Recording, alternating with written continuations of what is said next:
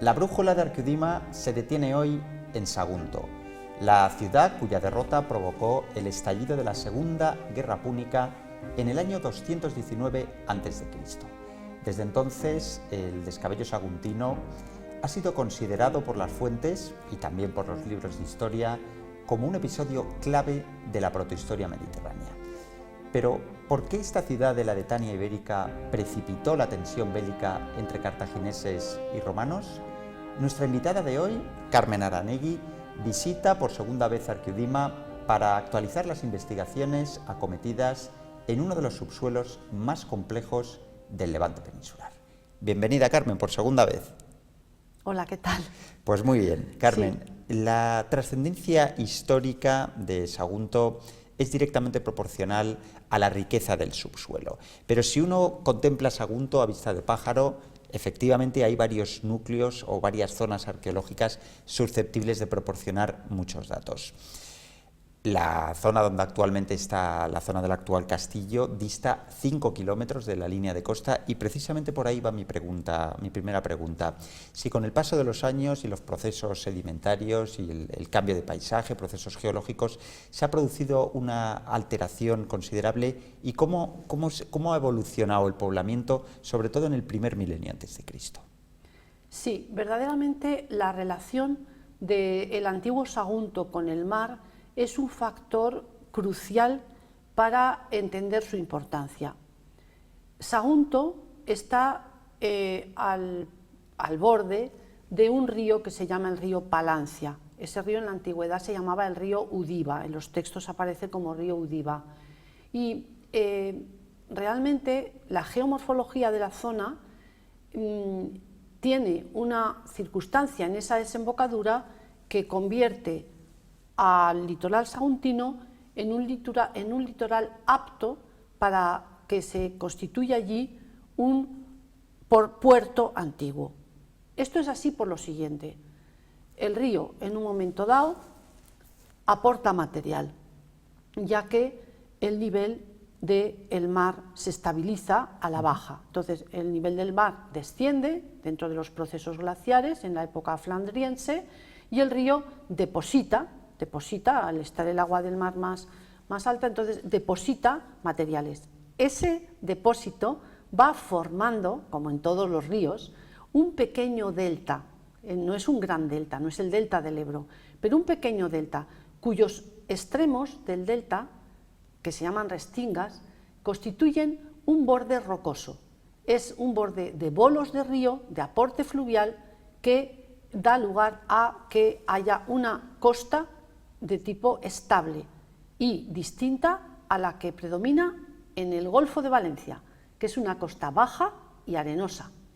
Sin embargo, allí hay un litoral que da paso pronto a profundidades comprendidas entre los 2 y los 4 metros de calado en la antigüedad. Entonces, eso es un factor para que las embarcaciones antiguas puedan atracar en ese punto. No solo fondear, sino atracar en ese punto. Y esa característica, sumada a que Sagunto se encuentra en la vía terrestre de la costa y también en una ruta que permite el paso hacia la provincia actual de Teruel, convierte a la ciudad en un estratégico nudo de comunicaciones. Eso es muy importante, eso es algo que determina su importancia y su interés para los que celebran, se enfrentan por el dominio de la península ibérica. Carmen, vamos a ir haciendo un repaso histórico. Realmente reconstruir la huella griega a lo largo de todo lo que es la cornisa mediterránea es uno de los asuntos no solo más debatidos, sino más fascinantes, quizás porque están pendientes de resolución y evidentemente genera un debate encendido entre especialistas. En tu caso, me consta porque lo he leído, consideras que Sagunto no fue una colonia griega, pero tenemos una serie de referencias, no de Sagunto, pero sí del Mediterráneo, donde se citan varias fundaciones griegas, en Hemeroscopeion, supuestamente de Enia, en Alonis, supuestamente de Joyosa, incluso creo que en la Pícola, en Satapola, se ha llegado a decir también que podría haber algún tipo de presencia de contingentes griegos. ¿Cómo resolverías esto en el caso de Sagunto? ¿Qué tipo de presencia griega, no solo a través de los textos, sino a través del registro arqueológico? Sí. En el caso de Sagunto, las fuentes antiguas no nombran dicha ciudad al describir los itinerarios o las travesías hacia la península ibérica. El primer mito de Sagunto como una fundación griega es el que se construye en la época de la Segunda Guerra Púnica, en la justificación de la ruptura de hostilidades de Roma frente a Cartago, aduciendo que ahí, en esa ciudad, en Sagunto, hay una población antiquísima. Cuando dicen antiquísima es antes de la historia mítica, es un mito, que tiene que ver con los zaquintios, que serían unos míticos fundadores de esta ciudad y por lo tanto griegos. En tanto en cuanto esto lo afirman de este modo, la presencia cartaginesa en Sagunto rompe los acuerdos existentes. Cuando uno va a mirar los múltiples tratados entre Roma y Cartago por la expansión por el Mediterráneo, hacia el Mediterráneo, nunca encuentra el nombre de Sagunto, sino que encuentra que también está, digamos, se pacta que no haya presencia en armas de los cartagineses en ciudades fundadas por los griegos. Y entonces se inventa la fundación de esta ciudad. Esta ciudad cambia de nombre. Antes era Arse, así consta en las monedas, y ahora va a pasar a llamarse Sagunto porque hay una consensúa ese mito que ha creado Roma sobre ella. Y es ahí donde el análisis de cuándo aparece Sagunto como fundación griega se realiza, en torno a la justificación de la ruptura de hostilidades, que siempre estuvo bajo sospecha en la historiografía romana, pero que los cronistas romanos tienen que justificar. Añaden, por lo tanto, que hay unos templos dedicados a divinidades clásicas, el templo dedicado a Diana, que es la divinidad, digamos, focea por antonomasia, y un templo dedicado a Afrodita, y uno está en la costa y otro está sobre la montaña. Realmente tampoco la arqueología ha podido confirmar esta existencia de estos templos. Y, por otro lado, es una ciudad que da poquísima, pero contada con los dedos de una mano, epigrafía griega, no la da. Sin embargo, da mucha epigrafía en ibérico.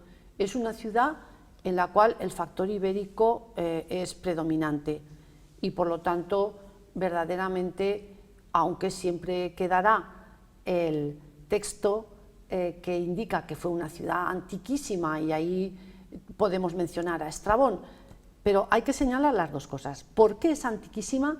Porque antes, digamos, de los tiempos históricos, en las épocas de la guerra de Troya, en las épocas pretéritas, antes de la historia, fueron allí unas personas de Zaquintos que no se conocen como colonizadores de Occidente, para nada, una cosa excepcional. Y por otro lado, ¿apoyado en qué? Pues apoyado en la religión, en datos de templos, que son muy escasos en la franja ibérica, en la cultura ibérica, en las estaciones ibéricas, y que en realidad en Sagunto se han buscado, la arqueología clásica los ha buscado y realmente nunca se han encontrado. O sea que los datos arqueológicos no suscriben el origen griego de Sagunto, ni tampoco lo que se definió como una dípolis, una ciudad ibérica y al lado una ciudad que no era ibérica. Como pasaría en Ampurias, algo parecido, por lo menos se ha propuesto ese muro medianero entre Indica y la Neápolis griega en este caso. No sé si sería extrapolable a Sagunto. Sí. Lo que pasa es que Sagunto tiene esa carga de ese momento crucial en el que Roma por fin vence a Aníbal, ¿no? Y entonces, claro, ese escenario es un escenario muy importante. Y toda la historiografía romana va a hablar de Sagunto, a veces bien y a veces mal, porque también dicen las fuentes a veces que los saguntinos prefirieron las madres comerse a sus hijos por no entregarse a Aníbal. En fin, todos estos tópicos que se repiten cuando una ciudad se describe que haya sufrido un sitio militar fuerte, ¿no? Carmen, hemos hablado, o has hablado, mejor dicho, en este caso, de la Sagunto, la huella griega en Sagunto, la presunta huella griega en Sagunto. Vamos a hablar ahora de la ibérica, una huella ibérica que es de la que se conoce más a partir de las fuentes numismáticas que de las propias fuentes arqueológicas, con la ceca de Arse casi como gran faro proporcionador de datos en este caso. ¿Qué podríamos decir sobre los niveles ibéricos de Sagunto, si es que los hay, y qué expectativa de futuro hay de llegar a conocer mejor la Sagunto ibérica? Bueno, pues en las áreas excavadas recientemente en Sagunto se han multiplicado, pero las tradicionales, porque se ha excavado bajo la ciudad, se ha excavado en las cercanías, pero las tradicionales han sido dos. La primera es el castillo de Sagunto, que es una elevación de 178 metros sobre el nivel del mar, muy bien situada, y que es el castillo de extensión mayor de los que hay en España, o lo fue, en fin. Y luego está el puerto de Sagunto, que es el Grau Vell. El Grau Vell ha dado toda la secuencia desde el 500 antes de la era hasta prácticamente el 500-600 después de Cristo, ¿no? Entonces ahí sí que se han podido ver niveles y se han podido ver algunas estructuras. Ahí hay una población continuada que es paralela a la del castillo, siendo que la del castillo tiene ulteriores fases de época alto medieval y hasta la época, digamos, contemporánea, ¿no? Bien, ahí se ha visto que es una ciudad abierta al comercio exterior y que es una ciudad que realmente en un momento dado, sobre todo hacia el siglo IV, establece vínculos con el área masaliota y emporitana. El mejor reflejo de esos vínculos está en las amonedaciones. La serie numismática de la ceca saguntina está muy bien estudiada por Pere Pau Ripollés, colega del departamento de la Universidad de Valencia, y sus colaboradores también. Entonces, ahí se ha podido ver la ceca más antigua de la amonedación ibérica, es decir, con epígrafes en ibérico, y luego se ha podido ver que hay acuñación en plata, que en muchas cecas ibéricas no hay plata, no en todas las cecas ibéricas hay plata, y por otro lado se ha podido ver también a qué módulos y patrones monetales obedece esa acuñación, y es cuando la datación se remonta quizá a finales del siglo IV o principios del siglo III antes de Cristo, época en la que solo las colonias peninsulares están en condiciones de emitir moneda. El hecho de la moneda viene del ámbito masaliota y emporitano y viene acompañado de la escritura. La escritura viene también desde ese ámbito, es mucho más abundante en la parte norte de la costa ibérica que en la parte meridional de la costa ibérica, porque esos flujos vienen desde ese punto, con lo cual verdaderamente gracias a la moneda hay un apoyo muy claro de una vigencia que también está muy clara en el yacimiento de El Grau Vell, pero que en el castillo de Sagunto, que ha sufrido remociones muy importantes a lo largo de su historia, porque ha sido siempre un castillo reformado y refortificado, pues entonces están, digamos, más opacas, Esos son los datos que podríamos mencionar. Carmen, uno de los episodios que ha quedado inscrito en la memoria colectiva hispánica es, por supuesto, el sitio de Sagunto en el año 219 a.C. y que, como todos sabemos, cambió el rumbo de los acontecimientos en lo que es la antesala de la Segunda Guerra Púnica. Pero desde el punto de vista arqueológico me gustaría que aportaras si ha habido algún tipo de rastreo a partir del cual se pueda reconstruir cómo se llevó a cabo ese sitio, ese asedio que duró 8 meses por parte de Aníbal y que está además perfectamente documentado en Polibio, en Tito Livio, en Estrabón también. Desde el punto de vista arqueológico, ¿cómo podemos hacer reconstrucción de cómo se llevó a cabo este asedio? Sí. Desde el punto de vista arqueológico ha habido algunas aportaciones más o menos recientes, ya están publicadas, pero parece indudable que el ejército cartaginés sitió la ciudad desde su parte, digamos, occidental, porque es la ladera más accesible. O sea, por esa ladera cabe aceptar que fue por donde la ciudad fue sitiada principalmente. También se ha podido estudiar la muralla de Sagunto y hay dos factores que indican dos o tres etapas de esa muralla. Por un lado, en el siglo IV, que es cuando la ciudad verdaderamente crece de una manera importante, como hemos visto con las monedas, se dota la ciudad en el punto alto de una muralla compleja, una muralla con torres y probablemente con camino de ronda.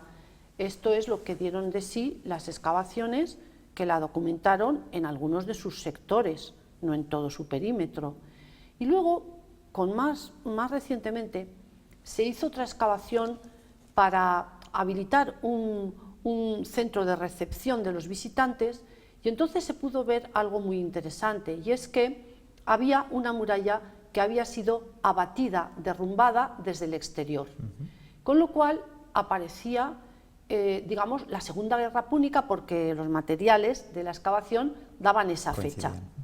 Una muralla reventada, una muralla a la que se le hace un inmenso boquete, en torno a la cual también se recuperaron algunas proyectiles de balista, ¿no?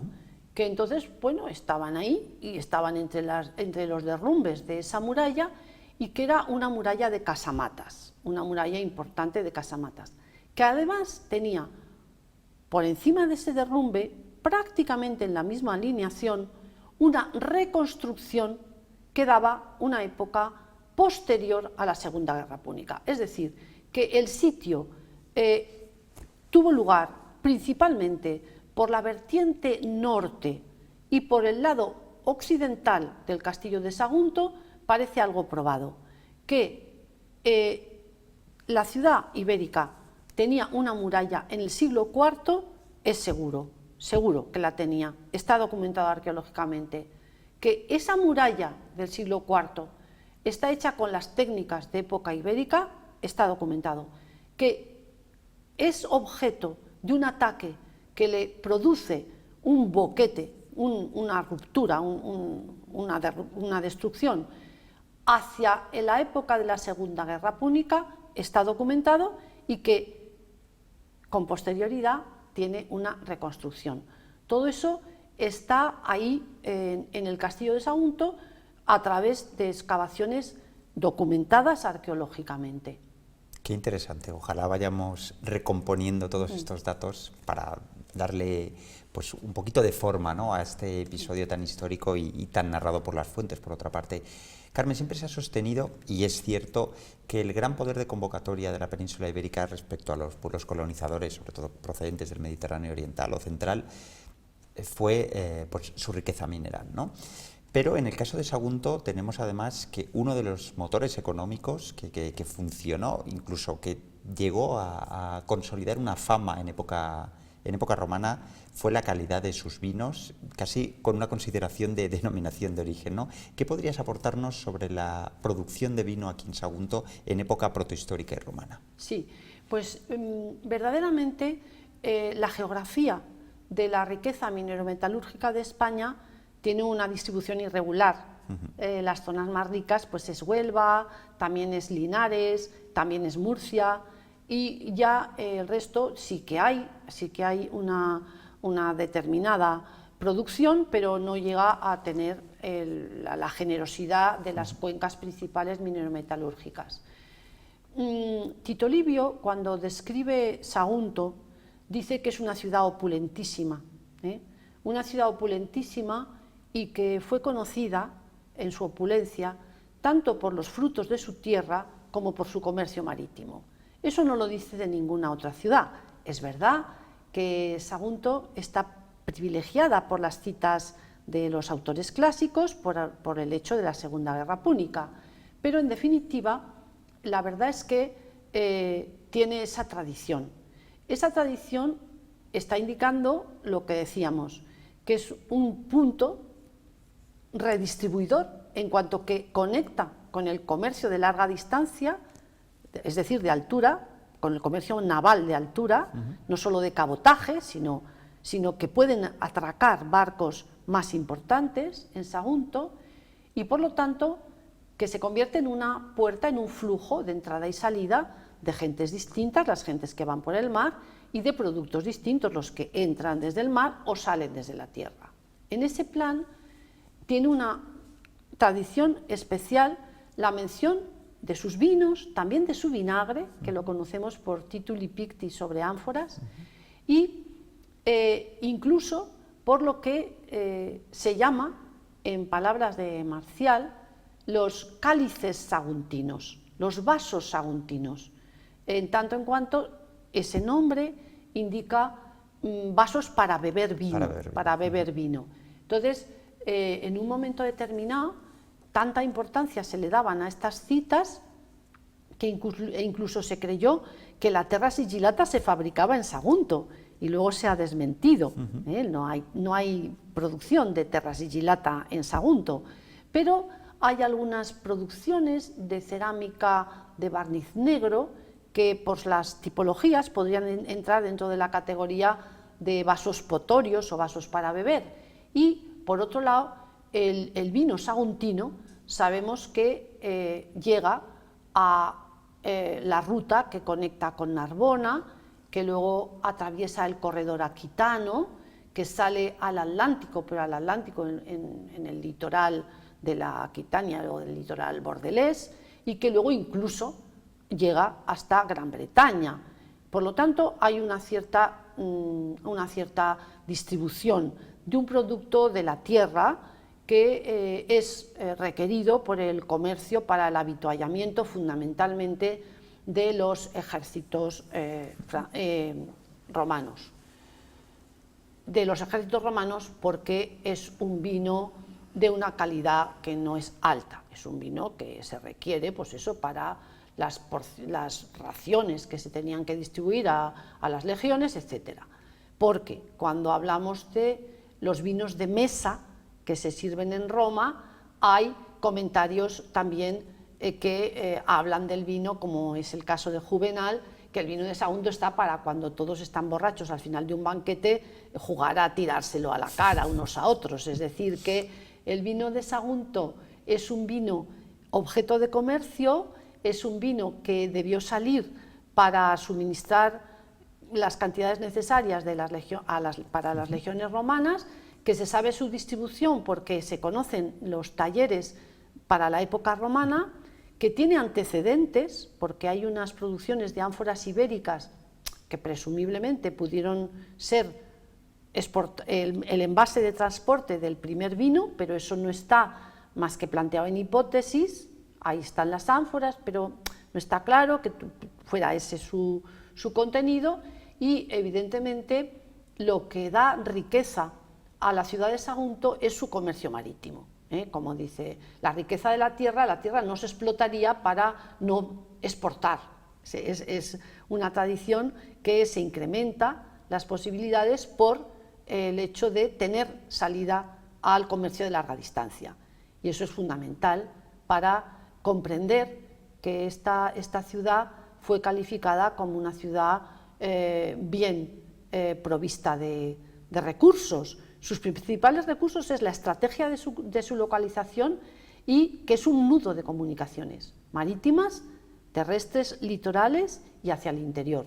Eso es algo que lo convierte en un punto que va a estar en la mira de los ejércitos, y en las guerras napoleónicas ocurrió exactamente lo mismo, que Sagunto fue un baluarte para Suchet, para la toma de Valencia. ¿Por qué? Porque luego viene la llanura, que tiene otras características. Evidentemente Sagunto es un punto fundamental para entender la protohistoria, además lo avalan las fuentes y lo avala ese registro arqueológico, que seguro que va a seguir proporcionándonos muchos datos en los próximos años. Muchísimas gracias, Carmen, por hacernos partícipes de esta puesta al día de las investigaciones arqueológicas en Sagunto, y ya sabes que Arcudima es tu casa para cuando quieras volver a contarnos algún tipo de publicación, hallazgo, debate, teoría. Esta es tu casa. Muchísimas gracias, Carmen. A vosotros también. Gracias. Muchas gracias a Carmen Aranegui, Muchas gracias también a Gonzalo Pazos y Mar de los Santos en el control, y a todos vosotros os espero en la próxima entrega de La Cibercultura. Gracias, hasta pronto.